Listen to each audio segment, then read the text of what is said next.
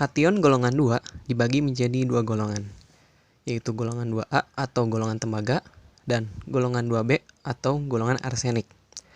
Kation golongan 2 tidak bereaksi dengan asam klorida encer, tetapi membentuk endapan dengan hidrogen sulfida dalam suasana asam mineral encer. Golongan 2A diantaranya raksa 2+, timbal 2+, tembaga 2+, bismut 3+, dan kadmium 2+.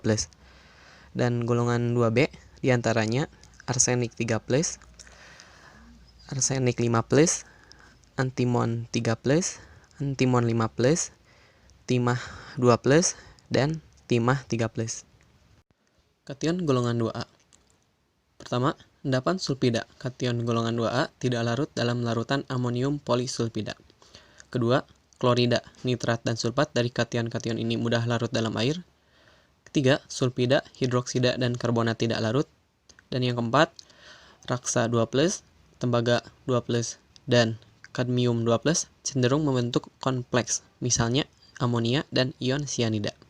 Selanjutnya, kation golongan 2B. Pertama, kation golongan 2B bersifat amphoter.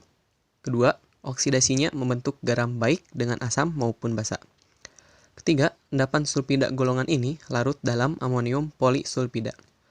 Dan yang keempat, kation golongan 2B dapat dioksidasi maupun direduksi dengan mengatur pH-nya.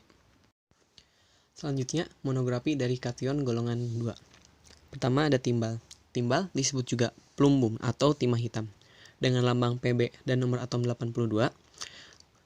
Timbal ini merupakan logam berat dengan massa jenis yang lebih tinggi daripada banyak bahan yang ditemui sehari-hari. Timbal memiliki sifat lunak, berwarna abu-abu metalik, mudah ditempa, dan bertitik leleh rendah. Saat baru dipotong, timbal berwarna perak mengkilat kebiruan. Tetapi, jika terpapar udara, permukaannya akan berubah menjadi warna abu-abu buram. Titik leleh dari timbal yaitu 327 derajat Celcius, dan titik didihnya yaitu 1620 derajat Celcius. Timbal menguap pada suhu 500 sampai 660 derajat Celcius dan membentuk timbal 2+ di udara. Selanjutnya, monografi dari raksa atau merkurium. Endapan putih merkurium 2+, klorosulfida tidak terbentuk karena adanya asam klorida encer. Bila ditambahkan hidrogen sulfida lebih lanjut, akan terbentuk endapan hitam merkuri 2+ sulfida. Untuk yang ketiga yaitu bismut. Bismut merupakan logam yang berwarna putih hingga kemerahan, kristalin, getas, dan mempunyai titik lebur 271,5 Celcius. Bismut tidak larut dalam asam klorida, namun dapat larut dalam asam penoksida, seperti asam nitrat pekat, air raja, dan asam sulfat pekat. Untuk yang keempat yaitu tembaga. Tembaga adalah logam berwarna merah muda, lunak, dapat ditempa dan dilihat. Tembaga mempunyai titik lebur 1038 Celcius. Tembaga tidak larut dalam asam klorida dan asam sulfat encer, namun dapat sedikit larut dengan adanya oksigen. Untuk yang kelima yaitu kadmium.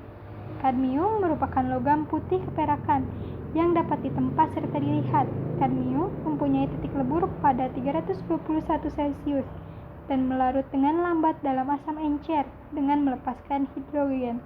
Arsenik merupakan zat padat berwarna abu-abu seperti baja, getas, dan berkilap seperti logam. Arsenik bersublimasi dan timbul bau seperti bawang putih apabila dipanaskan. Selanjutnya adalah stibium. Stibium adalah logam putih keperakan mengkilap yang memiliki titik lebur 630 derajat Celcius. Stibium tidak larut dalam asam klorida dan asam sulfat encer. Senyawa-senyawa stibium mengandung ion antimonat. Ciri-ciri khasnya serupa dengan senyawa-senyawa arsenik padanannya. Yang terakhir adalah timah. Timah adalah logam berwarna putih keperakan dengan kekerasan yang rendah, dapat ditempa, tidak mudah teroksidasi dalam udara sehingga tahan karat. Titik lebur dari timah adalah 231,93 derajat Celcius atau 449,47 derajat Fahrenheit. Selanjutnya ada uji golongan untuk kation golongan 2, di mana reagensia golongan untuk kation golongan 2 adalah H2S, di mana kation yang masuk golongan ini akan mengendap. Nah, untuk alat dan bahan yang digunakan adalah sendok serbuk, tabung reaksi, PPT tes, sampel, dan juga H2S. Untuk cara kerja uji golongannya, yang pertama, siapkan alat dan bahan, ambil sampel secukupnya menggunakan sendok serbuk, lalu masukkan sampel tersebut ke dalam tabung reaksi. Masukkan beberapa tetes H2S ke dalam tabung reaksi, lalu kocok dan amati. Jika terjadi endapan, artinya sampel tersebut masuk ke kation golongan 2. Untuk tabulasinya, kita bisa lihat sendiri tabel yang tertera. Kita ambil sampel untuk golongan 2A, reaksinya menggunakan H2S pastinya, dan ion yang digunakan adalah Hg2+, di mana menghasilkan endapan putih. Untuk golongan 2B, reaksinya adalah H2S, ionnya As3+, dan menghasilkan endapan asam kuning, yang apabila ditambah HCl pelarut, sampel tersebut tidak larut. Berbeda dengan ion Sb3+, yang ketika ditambah HCl pelarut menjadi larut. Selanjutnya, uji penegasan.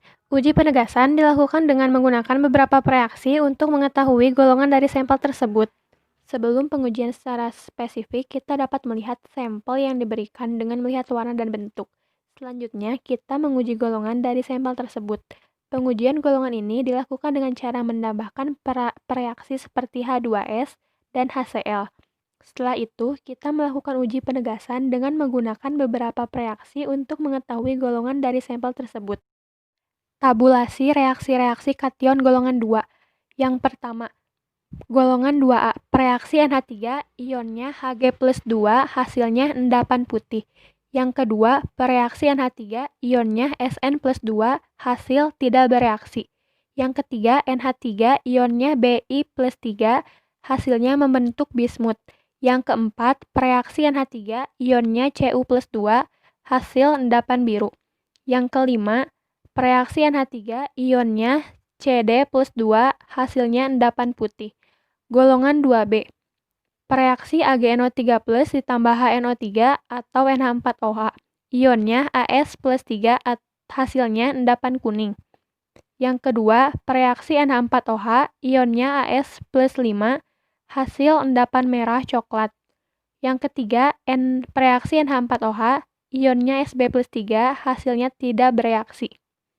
Yang keempat, reaksi NH4OH, ionnya Sb+5, hasilnya tidak bereaksi. Yang kelima, reaksi NH4OH, ionnya Sn+4, hasil tidak bereaksi.